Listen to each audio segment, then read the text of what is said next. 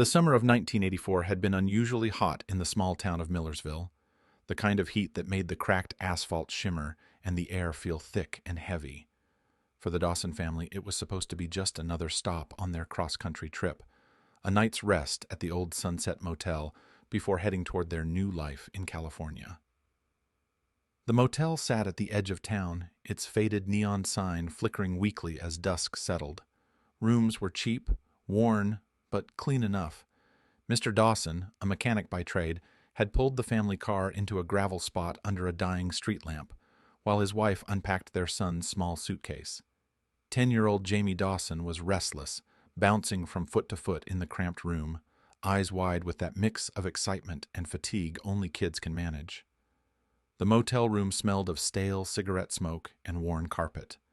The thin walls meant that every creak, every muffled voice from the hall, echoed like a secret. Jamie's parents were tired from the long drive, and after dinner at the roadside diner, they tried to settle him down. But Jamie wanted to explore, just a little. They told him no. Then yes, just to the vending machine down the hall, but no farther. At 9:15 p.m., Jamie was last seen standing by the old payphone outside the office, his small hands clutching a digital watch he had gotten for his birthday. It was a bulky, boxy thing with bright green numbers glowing faintly in the dark. Then he was gone. When Mrs. Dawson went to check on him 30 minutes later, the room was empty. The bed was untouched, the window was shut tight, no sign of forced entry or struggle. Only Jamie's watch was missing. A frantic call to the motel office yielded no answers. The night clerk was nowhere to be found. A search of the motel grounds and surrounding woods in the pouring summer heat turned up nothing but the occasional discarded soda can and a pair of old shoes, too small to be Jamie's. Local police were called. The Dawsons waited in the dim lobby, their faces etched with worry. The sheriff took notes, asked questions, but no leads came, no witnesses. By dawn, the motel had returned to its usual quiet. But for the Dawson family, time had stopped. Jamie was gone, vanished into thin air, and the small digital watch on his wrist was gone with him. The investigation into Jamie Dawson's disappearance quickly turned from baffling to bizarre. Among the motel's records, something unusual caught the attention of Detective Marla Hayes. Room service logs from the night Jamie vanished showed a curious detail. 2 keys had been issued to Jamie's room, room 12. One key was, of course, for the Dawson family, but the second key was given to a guest registered under a suspicious alias. The name on the registry read Agent Samuel Pierce, and the guest claimed to be with the FBI. But when Detective Hayes called the local FBI office, they denied any knowledge of an agent by that name. Further digging revealed no records of a federal investigation in Millersville at the time. What was even stranger was the behavior of the motel staff. The night clerk on duty, the night Jamie disappeared, had mysteriously vanished shortly after the incident. His replacement refused to speak about the case, and whispers spread among the townspeople that something darker lurked beneath the surface of the old Sunset Motel. Detective Hayes returned to the scene, poring over faded blueprints and employee files. The motel had been owned by a reclusive man named Walter Grimshaw, a former military engineer with a reputation for secrecy. Several former employees hinted at strange renovations and restricted areas behind locked doors. More oddly, surveillance was rudimentary. No cameras, only creaky doors and shadowed hallways. The ventilation ducts, some reported, had been altered in recent years. Could someone have used the vents to move unseen? The mystery of the second key gnawed at Hayes. Why issue a duplicate key to a supposed FBI agent who wasn't who he claimed? Was it a cover for some covert operation? Or was the motel hiding something far worse? The town's unease grew. Parents kept their children close, and rumors of secret meetings and late-night visitors circulated. But nobody dared ask Walter Grimshaw directly. The man rarely appeared in public and answered no questions. As the investigation stalled, the motel remained silent. But the question lingered: who was the shadow guest with the false FBI credential, and what was his connection to Jamie's disappearance? As weeks turned into months, the trail of Jamie Dawson's disappearance grew colder, buried under layers of silence and fear. The town of Millersville, once a sleepy crossroads, began to feel like a place caught in a nightmare it could not wake from. Jamie's family struggled with the void left behind. His mother, Helen Dawson, withdrew from the world, haunted by unanswered questions. His father, Michael, poured himself into work, desperate to distract from the ache of loss. Friends and neighbors offered condolences, but steered clear of the motel, now whispered about with a mix of suspicion and dread. Detective Marla Hayes kept pressing, but the motel's secrets seemed impenetrable. Walter Grimshaw, the owner, avoided any direct inquiries. His property had a history of being off-limits, rooms locked, parts of the building fenced off.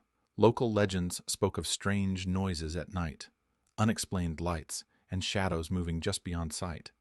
The motel's ventilation system became a focal point in Hayes's mind. Employees spoke in hushed tones about unusual modifications. Ducts widened, sealed sections reopened in the dead of night, and cables strung along hidden paths. Some suggested these vents were used not just for air, but as a secret passageway.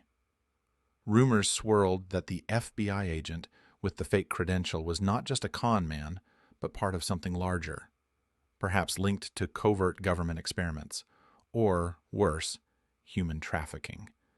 The truth was impossible to verify, but the fear it generated was very real. The local sheriff's office filed the case as a cold missing person investigation. Some residents believed Jamie had been spirited away. Others whispered he'd fallen victim to something sinister tied to the motel's dark past.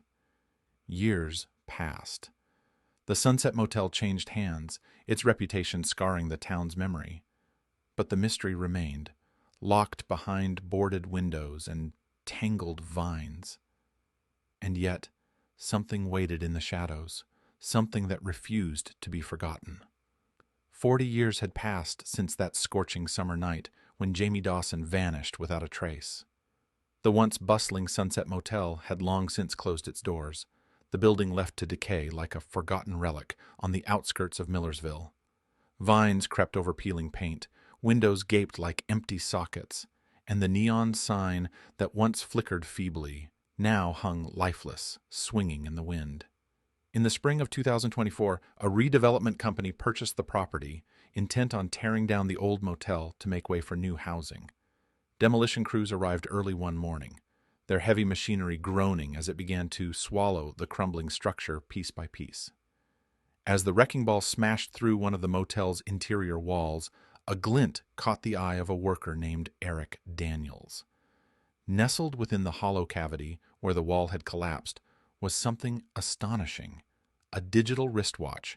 Covered in decades of dust and cobwebs, the watch face flickered faintly, its green digits glowing as if powered by some impossible source. Eric called over the site supervisor, and soon the small watch was the center of stunned attention. Despite being 4 decades old, the battery was still running. More than that, the watch was strapped to a frayed piece of ventilation ducting, the very same type of ductwork rumored to have been altered during the motel's mysterious past. But that wasn't all. The ducting was bent and arranged in such a way that it appeared to be forming a pattern, dots and dashes unmistakably resembling Morse code. An emergency distress signal, SOS. Word of the discovery spread quickly. The local police were notified, and Detective Marla Hayes, now retired but still deeply connected to the case, was brought back in. Could this be a clue from Jamie himself? Had he been trapped somewhere inside the motel walls all these years? Or was someone trying to send a message from beyond? Complicating matters, a thorough search of the demolition site uncovered old room service logs buried in a locked filing cabinet. Among the records was a startling find, a note referencing the issuance of a second key for room 12, the very room Jamie had stayed in the night he disappeared. The key was registered to a guest using a false FBI credential. The walls of the motel had been hiding secrets for decades, and now, as they crumbled, those secrets began to surface. With the strange digital watch and the ventilator duct signaling SOS finally uncovered, the investigation leapt into overdrive. Detective Marla Hayes, despite years of retirement, felt a renewed fire as she reunited with forensic experts and Morse code specialists. The pattern on the severed vent duct was painstakingly decoded. The dots and dashes weren't random. They spelled out a desperate, repeated SOS signal, a call for help from someone trapped, or at least trying to send a message. But how? The watch, still ticking after 40 years, held another mystery. Engraved faintly on its back was a series of numbers and letters. Marla's team traced these markings and found they matched a classified code used during covert operations in the 1980s. This discovery reignited suspicion that Jamie's disappearance might have been tied to clandestine activities, far beyond a simple missing child case. Further digging into the agent Samuel Pierce identity revealed more discrepancies. The alias was linked to a shadowy network of imposters who had infiltrated small towns under the guise of federal agents during that era. Some had been linked to secret surveillance projects, others to Black Ops cover-ups. Local archives unearthed reports of late-night visitors to the motel, unmarked cars, strange figures coming and going at odd hours. One former employee came forward anonymously, claiming she saw a man matching Pierce's description carrying large equipment into a restricted section of the motel's basement. Could Jamie have stumbled upon something he wasn't meant to see? Was the motel a front for a covert operation, and the child a witness to something dangerous? Detective Hayes also examined security footage from nearby establishments taken on the night of the disappearance. Although grainy, a shadowy figure can be seen moving near the motel's ventilation shafts around the time Jamie went missing, clutching what appears to be the same distinctive watch. The puzzle pieces were beginning to fit, but the full picture was still obscured by decades of silence and secrecy. The revelations set off a chain reaction. With the digital watch still ticking and the Morse code decoded, authorities reopened the cold case with new vigor. Detective Marla Hayes, backed by a federal task force, pursued every lead, no matter how shadowy. Forensic analysis of the ventilation duct and watch materials revealed traces of unusual chemicals, sedatives, and anesthetics consistent with medical-grade substances, hinting that someone may have been drugged or incapacitated nearby. The theory that Jamie had been abducted was no longer just speculation. The false agent Samuel Pierce was identified as a freelance operative connected to covert government experiments during the Cold War, operations involving clandestine surveillance and testing on unsuspecting civilians. The Sunset Motel had served as an unlisted site for these activities. Interviewing former employees, investigators discovered that Jamie, curious and restless, had accidentally overheard a secret meeting in the motel's hidden basement where the operative and others discussed their operations. To silence the risk of exposure, the operative abducted the boy, hiding him in an air duct system. However, Jamie's resourcefulness saved him. Using the watch to send an SOS in Morse code via the vent duct, he attempted to reach help, but no one came. Decades passed before demolition workers uncovered his desperate signal. Although Jamie was never found alive, the case finally revealed the grim truth behind his disappearance. His watch became a symbol, a ticking reminder of innocence lost to secrets too dark to face. The Dawsons found some closure, knowing their son's story was finally told, the mystery solved. The Sunset Motel was demolished completely, and the land cleared for a memorial park, a place where Jamie's name was etched in stone, alongside the truth that refused to be buried.